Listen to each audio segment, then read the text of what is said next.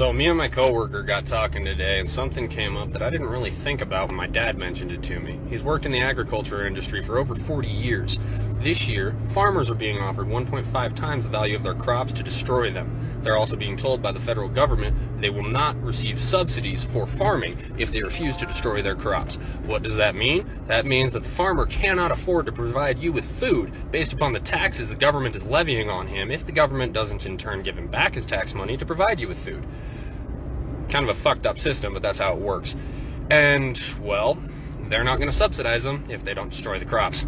They'll pay them more than what it's worth, and they want them to destroy it, and they'll still get their subsidies. They're trying to create a food shortage.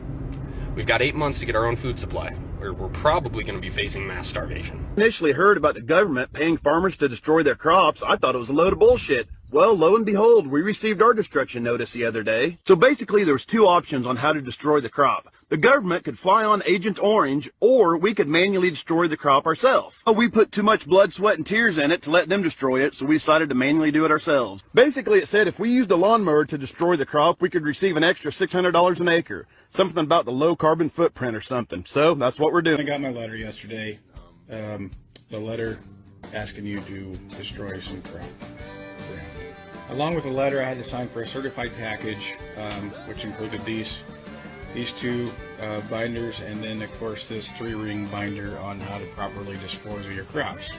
And as you can tell, it's on government paper. And as you can tell, this here is the affected area in my section of the county, closest town, and of course you can't run away where you live. So from the county tracts, then they break it down into these individual farm tracts that you have to destroy. And you can see the crop or the field. The farmers got paid by the government. I don't understand what it's all about, but they got paid. Now they hired us to come in here and just destroy whatever we can. I don't understand how it all works, but we're already paid for a certain amount of time.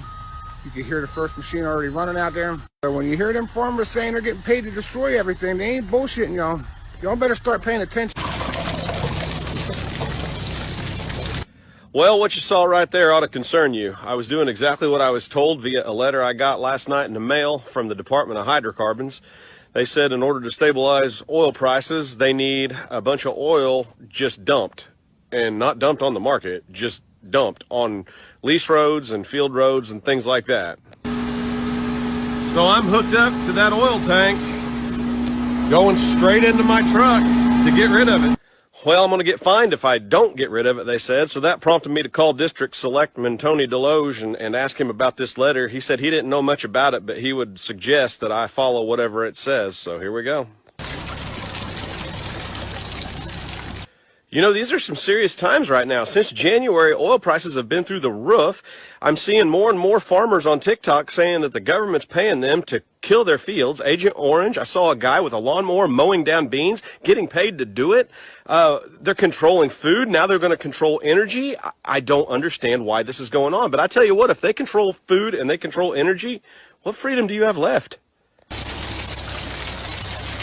So one of the things we're going to be talking about this week is the apparent fresh food shortage that's going to hit Europe and the UK over the next few weeks and months. This has been completely orchestrated, and it's absolutely terrible that this is likely to be happening right now. There is plenty of fresh food being grown at the moment all over Europe. We have no shortages. Farmers have no shortages, despite the weather changes that we've been having recently. There is an awful lot of fresh produce in the fields at the moment, as you can see behind me.